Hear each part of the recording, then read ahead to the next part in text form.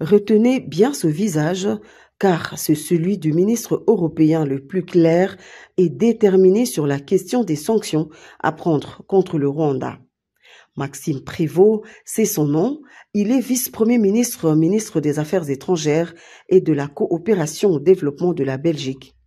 Il a été reçu ce vendredi en audience par le président de la République Félix-Antoine Tshisekedi Tshilombo en marge de la conférence de Munich sur la sécurité internationale.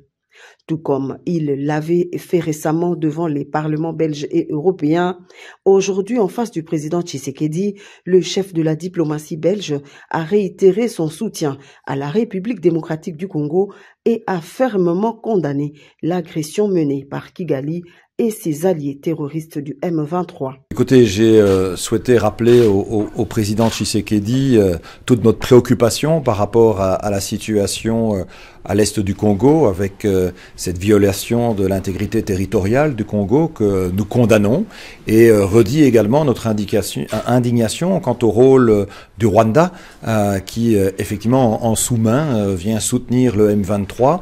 La Belgique a de longue date condamné cette posture. Je le fais à nouveau, et je veillerai d'ailleurs à solliciter que, au-delà de l'indignation en parole, l'on puisse aussi joindre les actes par des gestes concrets. La démarche de la Belgique est loin d'être isolée, car l'on constate que l'option de sanctions ciblées contre Kigali convainc de plus en plus d'autres capitales européennes.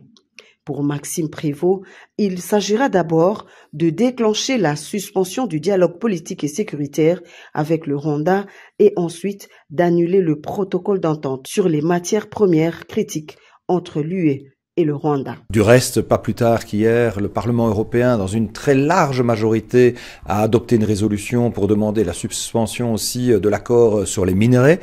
Je pense qu'on doit pouvoir envisager une large palette d'actions et de sanctions.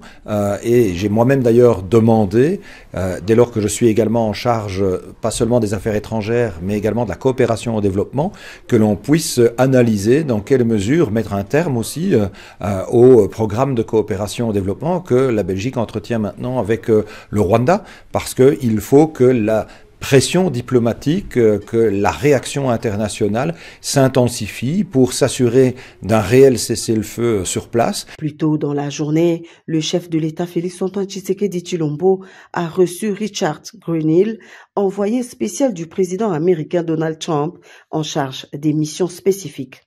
Ces échanges ont porté sur la paix, la sécurité et la stabilité dans la région des Grands Lacs.